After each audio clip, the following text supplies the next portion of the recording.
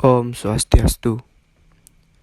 Kami dari kelompok 5 akan mempresentasikan materi kami, yaitu tentang kalimat. Kami dari kelompok 5 beranggotakan 3 orang. Yang pertama itu saya, Madepane Raindra Dinata, NIM 2015313016 sebagai moderator. Yang kedua ada Ikomang Gede Ariska Pramana dengan NIM 2015313044. Yang ketiga ada Kadek Diki Widiana Putra dengan NIM 2015313104. Kalimat adalah satuan bahasa berupa kata atau rangkaian kata yang tepat berdiri sendiri dan menyatakan makna yang lengkap. Atau kalimat adalah satuan bahasa terkecil yang mengungkapkan pikiran yang utuh baik secara lisan maupun tulisan. Jenis kalimat berdasarkan ucapan. 1. Kalimat langsung. Kalimat langsung adalah kalimat yang menirukan ucapan atau ujaran orang lain berupa kalimat pertanyaan, kalimat perintah, dan kalimat tanya.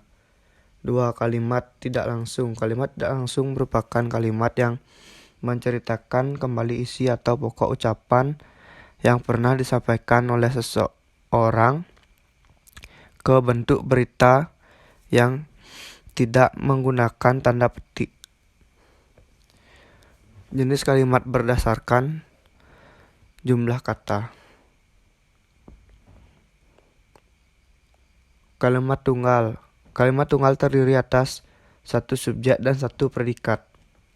1. Kalimat tunggal verbal. Kalimat tunggal verbal adalah kalimat tunggal yang menggunakan kata kerja atau verba sebagai predikat. Contohnya, dosen pembimbing kami. 2. Kalimat tunggal nominal. Kalimat tunggal nominal adalah kalimat tunggal yang menggunakan kata benda atau nomina sebagai predikat. Contohnya, Pak Dona adalah dosen kami. 3. Kalimat tunggal adjektifal. Kalimat tunggal adverbial adalah kalimat tunggal yang menggunakan kata sifat adjektiva sebagai predikat. Contohnya, hari ini cerah sekali. 4. Kalimat tunggal numeralia. Kalimat tunggal numeralia adalah kalimat tunggal yang menggunakan kata bilangan atau numerik sebagai predikat. Contoh, adik saya 2 orang. 5. Kalimat tunggal adverbial. Kalimat tunggal adverbial adalah kalimat tunggal yang menggunakan kata keterangan adverb sebagai predikat dan hanya lazim digunakan dalam bahasa lisan. Contohnya, banyak mahasiswa ke Bali. Baik, selanjutnya akan dilanjutkan oleh teman saya. Baik, saya akan melanjutkan presentasi dari Adi Raindra. Kalimat majemuk. Kalimat majemuk adalah kalimat yang memiliki 2 clause atau lebih. Kalimat majemuk terdiri atas 3, yaitu kalimat majemuk setara, kalimat majemuk bertingkat, dan kalimat majemuk campuran. 1. Majemuk setara. Kalimat majemuk setara terdiri dari 2 kalimat tunggal atau lebih. 2. Kalimat majemuk tidak setara atau bertingkat. Kalimat majemuk tidak setara terdiri atas 1 suku kalimat yang bebas dan 1 suku kalimat atau lebih yang tidak bebas. 3. Kalimat majemuk campuran. Kalimat jenis ini terdiri atas kalimat majemuk tak setara atau bertingkat dan kalimat majemuk setara, atau terdiri atas kalimat majemuk setara dan kalimat majemuk tak setara atau bertingkat. 4. Kalimat majemuk rapatan. Kalimat majemuk rapatan adalah kalimat yang merupakan gabungan dua atau lebih kalusa atau kalimat tunggal yang dirapatkan penggunaan dan penulisan bagi bagian yang sama. Unsur-unsur kalimat. 1. Subjek. Subjek atau pokok kalimat merupakan elemen pokok kalimat. Subjek menentukan kejelasan arti kalimat. 2. Sama seperti halnya dengan subjek, predikat kalimat kebanyakan timbul secara eksplisit. 3. Objek.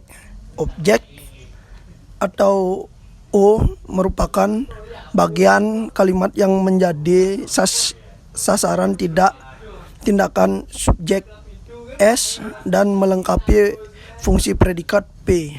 4. Keterangan. Keterangan atau kat merupakan bagian kalimat yang menerangkan lebih lanjut tentang subjek, predikat, dan objek dalam sebuah kalimat. 5. Pelengkap atau pel. Pelengkap atau pel merupakan bagian kalimat yang berfungsi sebagai pelengkap predikat. Unsur pelengkap hampir sama seperti objek. Bentuk pola dasar. Kalimat yang kita pakai sesungguhnya bisa dikembalikan ke dalam sebuah kalimat dasar yang sangat terbatas dengan perkataan lain. Semua kalimat yang kita gunakan berasal dari beberapa sebuah pola kalimat dasar saja. Bisa ditarik kesimpulan bahwa kalimat dasar ialah suatu kalimat yang berisi suatu formasi pokok dalam struktur inti, belum mengalami suatu perubahan. Perubahan itu bisa berupa kalimat ataupun keterangan subjek, predikat, objek, ataupun pelengkap. Presentasi selanjutnya akan dilanjutkan oleh teman saya. Terima kasih. Selanjutnya, pola pada kalimat dalam bahasa Indonesia. Yang pertama, kalimat dasar berpola SP. Kalimat dasar tipe ini mempunyai sebuah unsur, subjek, dan predikat. Predikat kalimat pada tipe ini bisa berupa kata kerja, kata benda, kata sifat, atau kata bilangan. Contohnya, mereka sedang bersepeda. SP, kata kerja. 2. Kalimat dasar berpola SPO. Pada kalimat dasar tipe ini mempunyai suatu unsur, subjek, predikat, dan objek. Subjek berupa nomina atau frasa nomina, predikat berupa suatu verba transitif, dan objek berupa suatu nomina atau frasa nominal. Contohnya, mereka sedang merangkai karangan bunga. SPO. 3. Kalimat dasar berpola SP, pel, atau pelengkap. Pada kalimat dasar tipe ini mempunyai sebuah unsur, subjek, predikat, dan pelengkap. Subjek berupa nomina atau frasa nomina, predikat berupa suatu verba intransitif atau sebuah kata sifat, dan pelengkap berupa nomina atau adjektif. Contohnya, anaknya beternak kambing. SP, pelengkap. 4. Kalimat dasar berpola SPO, pel atau pelengkap. Pada kalimat dasar tipe ini memiliki sebuah unsur, subjek, predikat, subjek, dan pelengkap. Subjek berupa nomina atau frasa nomina, predikat berupa sebuah verba intransitif, objek berupa nomina atau frasa nominal, dan pelengkap berupa nomina atau frasa nominal. Contohnya, dia mengirimi saya surat bunga. SPO, pelengkap. 5. Kalimat dasar berpola SPK. Kalimat dasar tipe ini mempunyai sebuah unsur, subjek, predikat, dan harus mempunyai sebuah unsur keterangan karena diperlukan oleh predikat. Subjek berupa nomina atau frasa nominal, predikat berupa verba intransitif, dan keterangan berupa sebuah frasa berprofesi. Contohnya, mereka berasal dari Jakarta. SPK. 6. Kalimat dasar berpola SPOK. Pada kalimat dasar tipe ini mempunyai sebuah unsur, subjek, predikat, objek, dan sebuah keterangan. Sebuah berupa nomina atau frasa nomina, predikat berupa verba intransitif, pada objek berupa nomina atau frasa nominal, dan pada keterangan berupa sebuah frasa berpreposisi. Contohnya, kami memasukkan buku ke dalam tas. SPO. 7. Kalimat dasar berpola SP, pel, K. Pada kalimat dasar tipe ini mempunyai sebuah unsur, subjek, predikat, pelengkap, dan sebuah keterangan. Pada subjek berupa nomina atau frasa nominal, pada predikat berupa verba intransitif atau kata sifat, pada pelengkap berupa nomina atau adjektif val dan pada keterangan berupa frasa berpreposisi. Contohnya, Soraya bermain sepeda di lapangan. SP pel K. 8. Kalimat dasar berpola SPO pel K. Pada kalimat dasar tipe ini mempunyai sebuah unsur subjek, predikat, objek, pelengkap, dan sebuah keterangan. Pada subjek berupa nomina atau frasa nominal, pada predikat berupa verba intransitif, pada objek berupa nomina atau frasa nominal, pada pelengkap berupa nomina atau frasa nominal, dan pada keterangan berupa frasa berpreposisi. Contohnya, ayah mengirim anaknya uang setiap bulan. SPO pel K. Ciri-ciri kalimat. Yang pertama, dalam wujud tulisan berhuruf Latin, kalimat dimulai dengan sebuah huruf kapital dan diakhiri dengan sebuah tanda titik, tanda tanya, dan tanda seru. Kalimat dalam wujud lisan diucapkan dengan suara naik, turun, dan keras, lembut, di sela jeda, dan diakhiri dengan sebuah intonasi akhir. Sebuah kalimat paling kurang mengandung suatu subjek dan predikat. Mepurakan suatu kesatuan bahasa yang memiliki fonem dan morfem. Fonem adalah bunyi pada sebuah bahasa yang membedakan makna sebuah kata, sedangkan morfem adalah sebuah bahasa yang mengandung arti pada sebuah kata.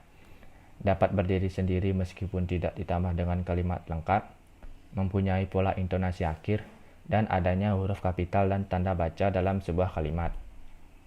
Sekian. Baik, sekian presentasi dari kami.